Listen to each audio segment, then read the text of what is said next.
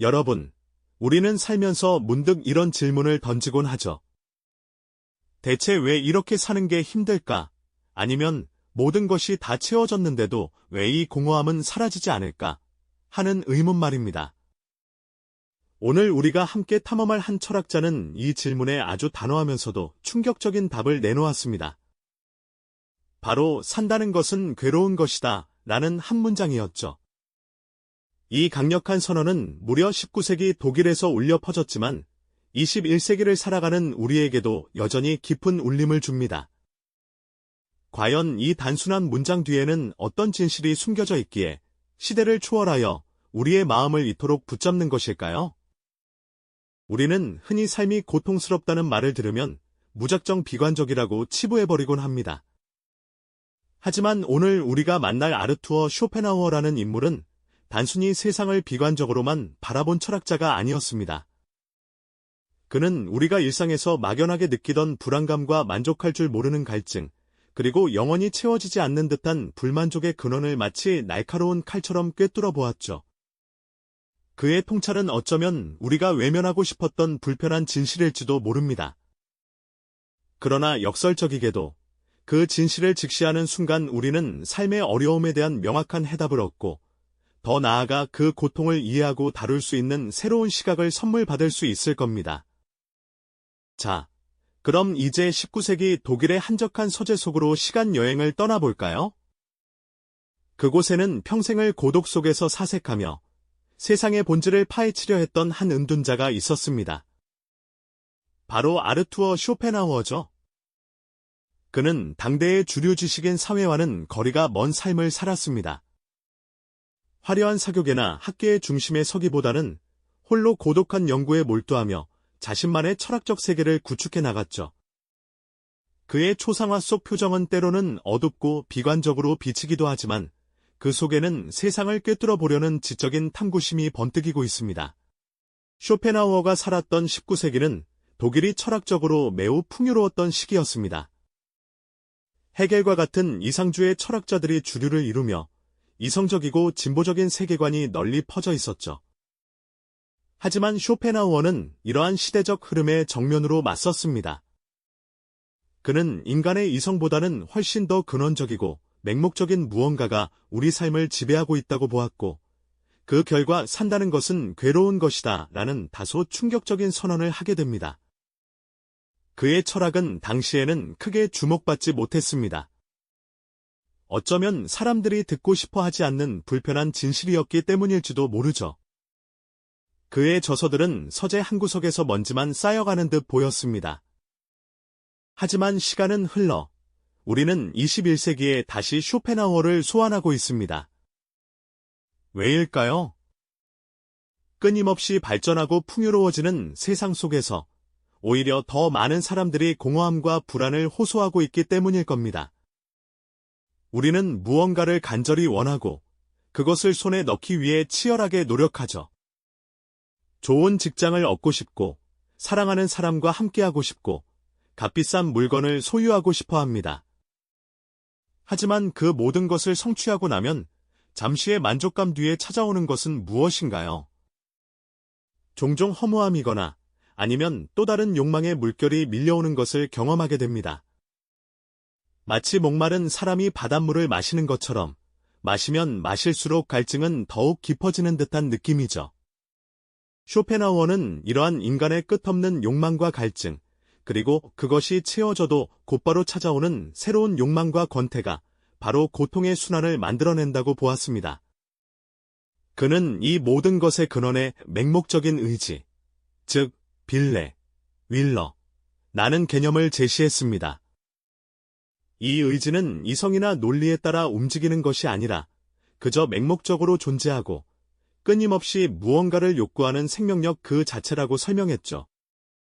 우리는 이 의지의 노예가 되어 영원히 채워지지 않는 갈증 속에서 고통받는 존재라는 겁니다. 출퇴근길 지하철에서 스마트폰 화면을 끊임없이 스크롤하며 새로운 정보를 탐닉하는 현대인의 모습, 혹은 목표를 향해 무섭게 달려갔지만 성취 후 공허한 표정을 짓는 사람들의 모습은 어쩌면 맹목적인 의지가 우리 삶을 어떻게 지배하고 있는지를 보여주는 단적인 예가 아닐까요? 이 의지는 마치 파도처럼 밀려와 우리를 휩쓸고 지나가며 새로운 욕망을 끊임없이 불러일으키는 것처럼 보입니다. 쇼펜하우어는 바로 이 맹목적인 의지, 즉 빌레야말로 우리가 겪는 모든 괴로움의 뿌리라고 보았던 겁니다. 이 의지는 마치 지치지 않는 기관차처럼 멈추는 법 없이 끊임없이 새로운 목적지를 향해 달려가죠. 우리가 무엇을 원하든 그것이 이성적인 판단이든 아니든 이 빌레는 그저 원함 그 자체를 추구하며 우리를 조종하는 듯합니다. 마치 목마른 사람이 바닷물을 마시면 마실수록 갈증은 더욱 깊어지는 것과 같다고 할까요? 우리는 무언가를 간절히 원하고 그것을 얻기 위해 모든 에너지를 쏟아붓지만 막상 손에 넣으면 그 기쁨은 예상보다 짧고 이내 또 다른 결핍감과 공허함이 밀려오는 것을 경험하곤 합니다. 이 의지는 우리가 무언가를 성취하면 잠시 만족감을 주지만 곧바로 또 다른 빈자리를 만들어내 새로운 욕망을 속삭입니다. 예를 들어볼까요? 오랫동안 바라던 멋진 자동차를 손에 넣었을 때의 그 기쁨, 정말 대단하죠. 하지만 그 환희는 얼마나 오래 지속되던가요? 얼마 지나지 않아 더 좋은 모델이 눈에 들어오거나 다른 사람이 가진 더 비싼 물건에 마음을 빼앗기곤 합니다. 혹은 갑자기 찾아온 무료함에 또 다른 자극을 찾아 헤매게 되죠. 온라인 쇼핑몰에서 끊임없이 새로운 상품을 들여다보고 SNS 피드를 쉴 새 없이 새로 고침하며 좋아요와 공유에 목매는 현대인의 모습도 어쩌면 이 맹목적인 의지가 만들어내는 끝없는 갈증의 한 단면일지도 모릅니다. 이것이 바로 쇼펜하우어가 말한 권태입니다. 욕망이 채워지지 않으면 고통스럽고 채워지면 잠시 평온하지만 곧바로 권태가 찾아와 또 다른 욕망의 씨앗을 뿌리는 순한 말이죠. 마치 쳇바퀴를 도는 햄스터처럼 우리는 이 끝없는 욕망과 권태의 고리 속에서 헤어나오지 못하는 것 아닐까요? 우리는 더 나은 직장을 원하고 더 많은 돈을 벌고 싶어하며 더 완벽한 인간관계를 꿈꿉니다. 하지만 이 모든 목표를 이루고 나면 찾아오는 것은 무엇일까요? 순간의 성취감 뒤에 밀려오는 허무함, 그리고 이제 무엇을 해야 하지? 나는 막연한 불안감. 이 모든 것이 바로 빌레가 우리 삶을 지배하는 방식의 단면이죠. 이 의지는 마치 거대한 파도처럼 끊임없이 밀려와 우리를 휩쓸고 새로운 욕망의 섬으로 끊임없이 밀어 넣으려는 듯 보입니다. 쇼펜하우어는 인간의 삶 자체가 고통일 수밖에 없는 이유를 바로 여기에서 찾았습니다. 그는 삶을 고통과 권태 사이를 오가는 시계추에 비유하기도 했죠. 욕망이 채워지지 않아 고통받고 욕망이 채워지면 곧바로 무료함과 권태가 찾아와 또 다른 욕망을 불러일으키는 이 무한반복의 굴레 말입니다. 우리의 의지는 맹목적으로 끊임없이 욕구하고 우리는 그 의지의 꼭두각시처럼 살아가며 고통받는다는 것이죠. 마치 끝없이 물을 퍼내도 마르지 않는 샘물처럼 우리의 의지는 끊임없이 욕망을 뿜어내고 우리는 그 욕망을 채우기 위해 허덕이는 존재라는 겁니다. 그렇다면 우리는 이 맹목적인 의지의 굴레 속에서 영원히 고통받아야만 하는 걸까요? 쇼펜하우어는 그렇지만은 않다고 이야기합니다. 그는 이 고통의 순환에서 잠시나마 벗어나 평온을 찾을 수 있는 몇 가지 길을 제시했습니다. 그것은 바로 맹목적인 의지의 지배에서 벗어나 우리 자신을 객관적으로 바라보고 삶의 본질을 이해하려는 노력이었습니다. 단순히 고통을 회피하는 것이 아니라 고통의 근원을 직시하고 그 속에서 삶의 지혜를 발견하려는 시도였던 것이죠. 쇼펜하우어가 제안한 첫 번째 길은 바로 예술적 심미안을 통한 해방입니다. 우리가 아름다운 음악을 듣거나 웅장한 그림을 감상할 때 혹은 자연의 경이로운 풍경 앞에 섰을 때를 떠올려 보시죠. 그 순간 우리는 시간과 공간을 잊고 오직 그 대상에만 몰입하게 됩니다. 나라는 존재의 욕망이나 고통, 미래에 대한 불안 같은 것들은 잠시 사라지고 순수한 아름다움 속에서 깊은 평온을 느끼게 되죠. 마치 거울에 비친 세상이 잠시 정지한 듯 우리의 맹목적인 의지도 잠시 멈춰 서는 겁니다. 예술은 우리를 개별적인 존재로서의 욕망에서 벗어나 보편적인 이념을 직관하게 하여 잠시나마 의지의 족쇄를 풀어주는 역할을 하는 것이죠. 고흐의 그림 앞에서, 베토벤의 교향곡 선율 속에서 우리는 잠시나마 이 세상의 번뇌에서 벗어나 순수한 존재의 아름다움을 만끽할 수 있는 겁니다. 두 번째 길은 동정심, 즉 연민을 통한 해방입니다. 쇼펜하우어는 모든 존재가 이 맹목적인 의지에 의해 고통받는다는 사실을 깨달을 때 우리는 타인의 고통에 깊이 공감하고 연민을 느끼게 된다고 말했습니다. 내가 겪는 고통이 나만의 것이 아니라 모든 존재가 공유하는 보편적인 고통임을 인식하는 순간 우리는 이기적인 욕망에서 벗어나 타인과 하나가 되는 경험을 하게 됩니다. 마치 서로 다른 강물이 바다에서 하나로 합쳐지듯 우리의 개별적인 의지가 타인의 의지와 연결되며 잠시나마 그 맹목적인 흐름에서 벗어나는 것이죠. 타인의 아픔을 나의 아픔처럼 여기고 그들을 돕고자 하는 마음은 곧 우리 자신의 고통을 초월하는 힘이 될 수 있다는 겁니다. 굶주린 이에게 빵 한 조각을 건네거나 슬픔에 잠긴 친구의 손을 잡아줄 때 느끼는 그 따뜻하고 고요한 감정은 우리 안의 맹목적인 의지가 잠시나마 침묵하는 순간이라고 볼 수 있습니다. 마지막으로 쇼펜하우어가 제시한 방법은 바로 금욕적 삶입니다. 이는 단순히 물질적인 욕망을 포기하는 것을 넘어 삶의 모든 욕구를 의식적으로 거부하고 맹목적인 의지의 지배에서 벗어나려는 적극적인 노력을 의미합니다. 모든 욕망의 고통이 의지에서 비롯된다면 그 의지를 부정하고 삶의 유혹을 끊어내는 것이 가장 근본적인 해방의 길이라고 본 것이죠. 마치 폭풍우가 몰아치는 바다 한가운데서 돛을 내리고 닻을 내리는 것처럼 스스로 욕망의 파도를 잠재우려는 시도라고 할 수 있습니다. 부처의 가르침이나 일부 수도사들의 삶처럼 세상의 유혹으로부터 거리를 두고 내면의 평화를 추구하는 삶의 방식인 셈이죠. 이러한 삶은 겉으로 보기에는 고통스러워 보일지 몰라도 사실은 끝없는 욕망의 사슬에서 벗어나 진정한 자유를 얻는 가장 확실한 방법일지도 모른다고 쇼펜하우어는 역설했습니다. 이러한 해방의 길은 단순히 세상을 등지는 비관적인 도피처럼 보일 수도 있습니다. 하지만 쇼펜하우어는 이 모든 시도를 통해 우리가 맹목적인 의지의 굴레에서 잠시 벗어나 삶의 본질을 더 깊이 통찰하는 삶의 지혜를 얻게 된다고 강조했죠. 마치 거친 파도 속에서 잠시 수면 위로 고개를 내밀어 넓은 바다를 조망하는 것과 같은 이치입니다. 예술을 통해 의지의 맹목성에서 벗어나 객관적인 아름다움을 느끼고 타인의 고통에 공감하며 이기적인 자아를 초월하며 금욕적인 삶으로 욕망의 끈을 놓아버리는 것. 이 모든 것이 결국 우리를 짓누르던 고통의 무게에서 벗어나 평온을 찾으려는 간절한 시도인 셈입니다. 쇼펜하우어의 철학은 처음 들으면 암울하고 비관적으로 느껴질 수 있습니다. 산다는 것은 괴로운 것이다. 라는 그의 선언은 우리에게 불편한 진실처럼 다가오죠. 하지만 그의 메시지는 단순히 절망을 이야기하는 데 그치지 않습니다. 오히려 삶의 고통을 외면하지 않고 정면으로 마주할 때 비로소 우리는 그 고통 속에서 역설적인 평온과 진정한 자유를 발견할 수 있다는 깊은 통찰을 담고 있습니다. 마치 어두운 동굴 속에서 길을 잃었을 때 빛을 찾아 헤매는 대신 동굴의 구조를 정확히 이해하려 노력하는 것과 비슷하다고 할까요? 고통을 삶의 본질적인 부분으로 인정하고 받아들이는 것이 무엇보다 중요하다는 겁니다. 우리는 흔히 고통을 피해야 할 대상, 제거해야 할 불청객으로만 여기곤 합니다.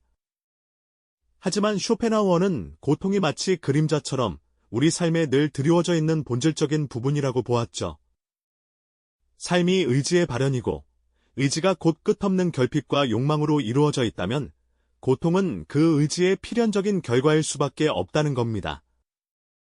마치 바퀴가 굴러가면 먼지가 날리듯 맹목적인 의지가 작동하면 고통이 뒤따르는 것이죠.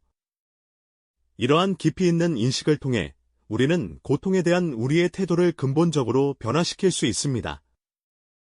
고통을 단순히 부정하거나 회피하는 대신 삶의 한 부분으로 자연스럽게 수용하게 되는 것이죠. 이러한 수용은 결코 체념이나 포기를 의미하지 않습니다. 오히려 고통의 본질을 이해하고 그 존재를 인정함으로써 우리는 고통에 대한 맹목적인 집착에서 벗어나 더욱 평화로운 마음을 얻을 수 있습니다. 마치 거센 강물에 저항하기보다 흐름에 몸을 맡기는 법을 배우는 것과 같다고 할까요? 고통이 사라지기를 무작정 바라기보다는 고통 속에서도 흔들리지 않는 내면의 평온을 찾아가는 진정한 지혜를 배우게 되는 겁니다.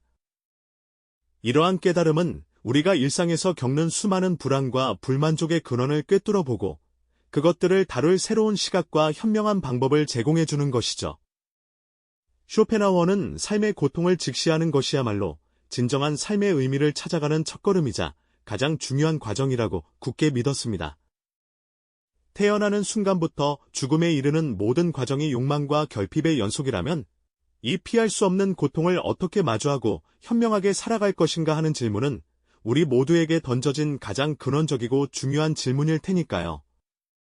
그의 철학은 우리가 겪는 막연한 삶의 어려움에 대한 명확한 해답을 제시하며 고통을 이해하고 다룰 새로운 관점을 열어주어 우리를 한층 더 성숙하게 만듭니다. 고통은 우리를 좌절시키는 것이 아니라 오히려 삶의 깊이를 더하고 우리를 더 성숙하게 성장시키는 강력한 촉매제가 될 수 있다는 것이죠. 마치 단단한 바위가 오랜 풍파를 겪으며 더욱 견고해지듯 고통은 우리를 더욱 강인하게 만들고 내면의 흔들림 없는 힘을 길러주는 소중한 역할을 합니다. 쇼펜하우어의 통찰은 우리가 삶의 고통을 회피하기보다 용기 있게 직시하고 그 안에서 우리만의 평온과 진정한 의미를 찾아가는 확실한 지도를 제공하는 셈입니다. 삶의 본질이 고통이라는 그의 선언이 단순히 절망이 아니라 오히려 그 고통을 직시하고 이해함으로써 진정한 평온과 자유에 이르는 역설적인 지혜임을 깨닫는 순간 우리는 삶을 대하는 완전히 새로운 시야를 얻게 될 겁니다.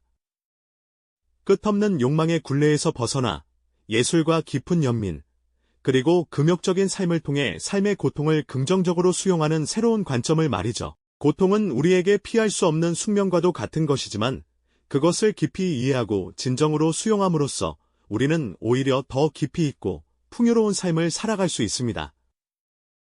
쇼펜하우어의 철학은 우리에게 고통 속에서도 흔들리지 않는 내면의 평화를 찾는 법을 가르쳐주는 소중한 지침서가 되어줄 것입니다. 맹목적인 의지의 지배에서 벗어나 자기 안의 고요한 평온을 발견하는 여정, 그것이 바로 쇼펜하우어가 우리에게 전하고자 했던 진정한 삶의 메시지인 거죠. 쇼펜하우어의 철학은 단순히 세상을 비관적으로만 보는 염세주의에 머물지 않습니다.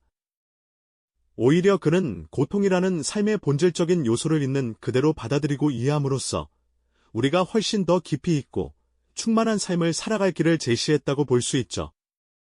마치 거친 강물을 거슬러 오르려 애쓰기보다 그 흐름에 몸을 맡겨 새로운 풍경을 발견하듯이 고통은 피해야 할 대상이 아니라 삶의 깊이를 더해주는 중요한 안내자이자 우리 자신을 성찰하게 만드는 거울임을 그는 끊임없이 강조했습니다.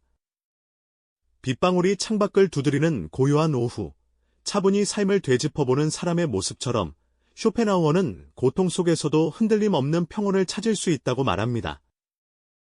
고요한 호수 위에 하늘이 비치듯 우리의 내면에도 고통을 넘어선 평화로운 세상이 존재한다는 것을 그는 깨달았던 거죠. 삶의 여정에서 기쁨과 슬픔, 성공과 좌절이 끊임없이 교차하는 것은 너무나 당연한 일입니다. 중요한 것은 이러한 경험들을 우리가 어떻게 해석하고 받아들이느냐에 달려있는 것이 아닐까요?